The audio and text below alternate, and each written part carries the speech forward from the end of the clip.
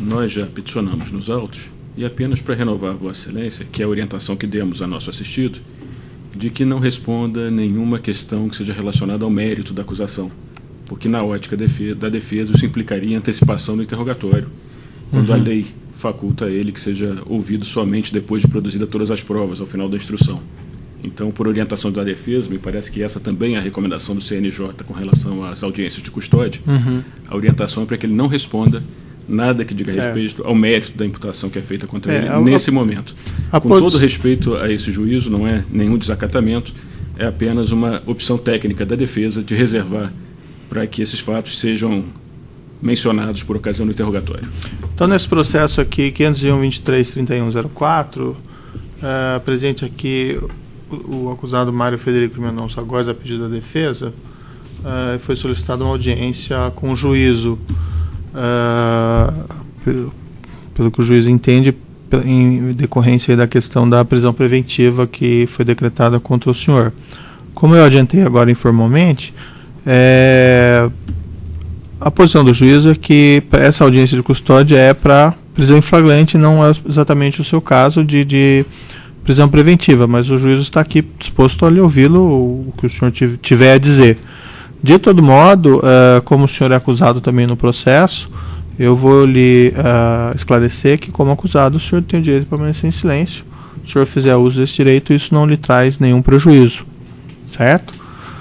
Também é a oportunidade que o senhor tem de esclarecer algumas questões, tá? De todo modo, como foi colocado pelo seu defensor, o senhor fica à vontade para respondê-los ou não, o senhor tem o direito ao silêncio, certo?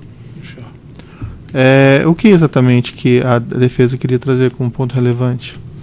O que a defesa traz, Excelência, e tem sido essa a argumentação da defesa, a defesa não pretende, nessa audiência, pedir a revogação da prisão preventiva a Vossa Excelência.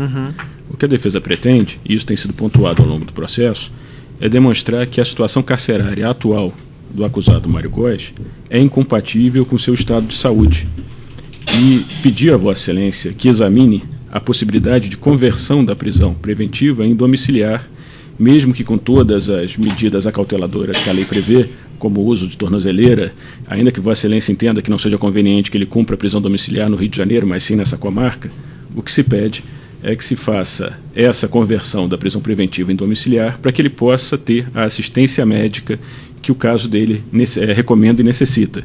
Ele tem sido submetido a vários exames e nós fizemos a juntada disso aos autos do processo juntamente para efeito dessa audiência de custódia. O paciente... Nessa ação penal? Exatamente, Excelência.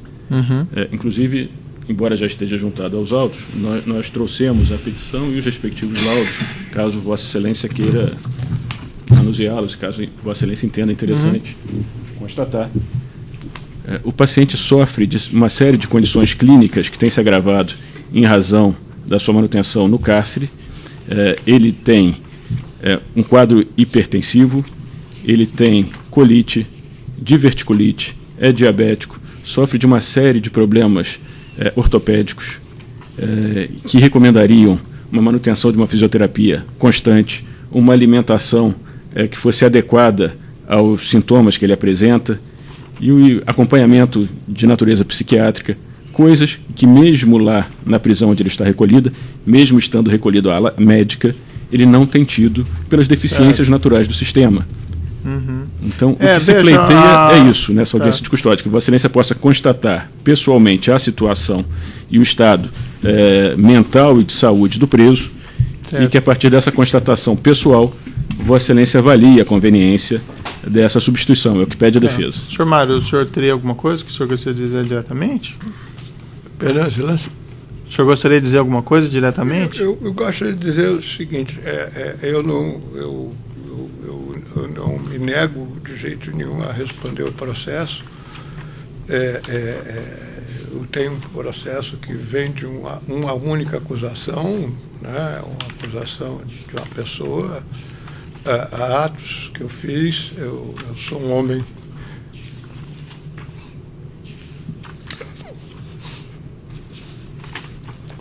O senhor pode tomar uma água, se acalmar, se quiser, mas... Um segundo.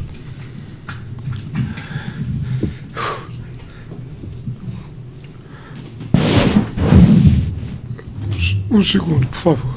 Claro. O senhor também prefere que o seu advogado só fale? Não, eu falo, porque eu trabalho há mais de 50 anos. Minha companhia tem mais de 28 anos. Eu tenho um trabalho sério realizado durante muitos anos.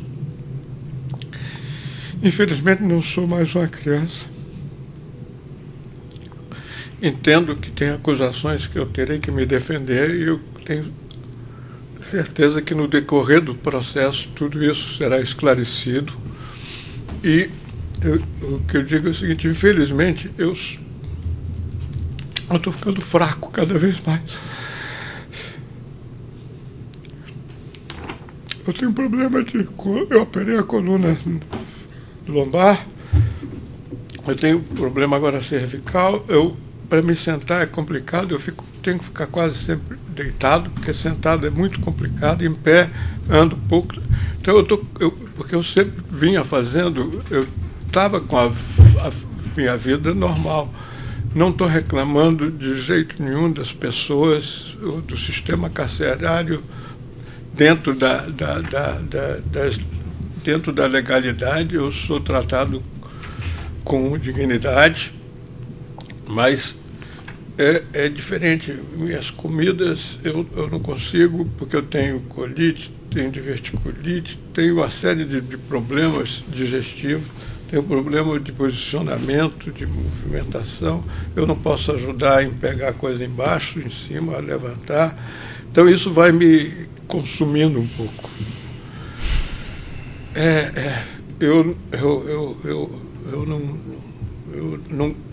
Eu vivo para minha família, vivia para minha família, para o meu trabalho, e se eu tenho ideia, por exemplo, eu não gosto nem de viajar muito, viajo para as coisas perto. O ano passado inteiro eu não viajei um dia, tive várias que quiseram que eu viajasse.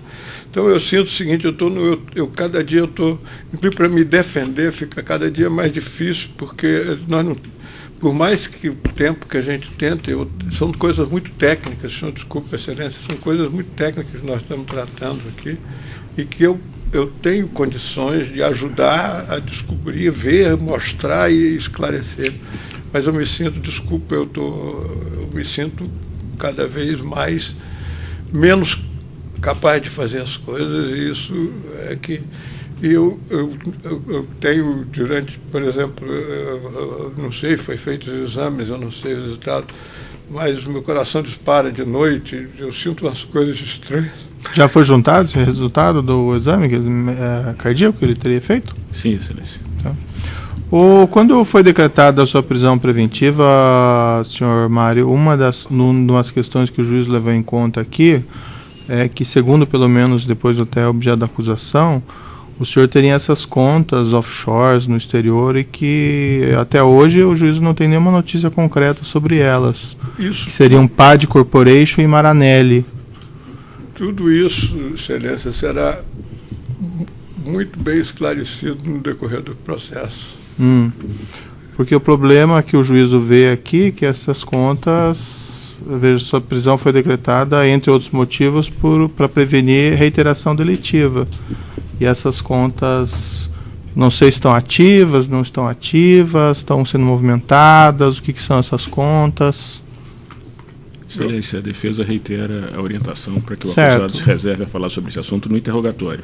Não, perfeito, doutor. O que se pede não é a revogação da prisão, excelência, apenas a conversão em domiciliar, o que me parece atenderia os mesmos propósitos que vossa excelência se refere. Certo, é que veja, doutor, aqui é um crime de colarinho branco e os instrumentos utilizados para esse crime, segundo pelo menos o Ministério Público, que seriam essas contas no exterior, o juízo não tem nenhuma notícia do concreto em que pese a afirmação da defesa de boa vontade, em esclarecer, em resolver essa situação e demonstrar que não existe risco de reiteração. Então, se estamos discutindo a prisão preventiva, esse era um elemento importante a ser esclarecido nessa audiência. Eu volto a dizer, excelência, a defesa não pede a revogação da prisão preventiva nesse momento.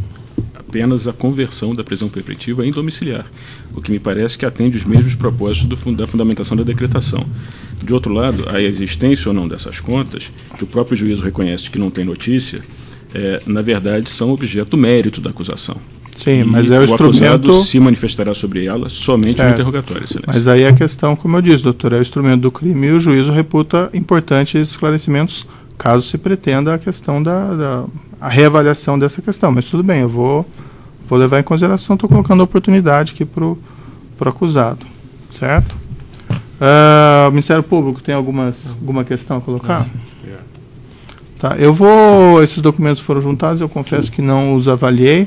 Eu vou abrir vista ao Ministério Público para manifestação e decido depois em seguida. E, como reitero a posição do juízo, né, a questão dos instrumentos da prática do crime, segundo o Ministério Público, ainda estariam à disposição do acusado, e esse foi um dos elementos que levaram o juízo a decretar a prisão preventiva. Então fica aí uma sugestão eventual de avaliar essa situação pela defesa e pelo acusado. Certo, senhor Mário? Tá? Mas eu vou levar de todo modo, vou avaliar essa questão médica e decidir depois da manifestação do Ministério Público. Perfeito? Então é isso.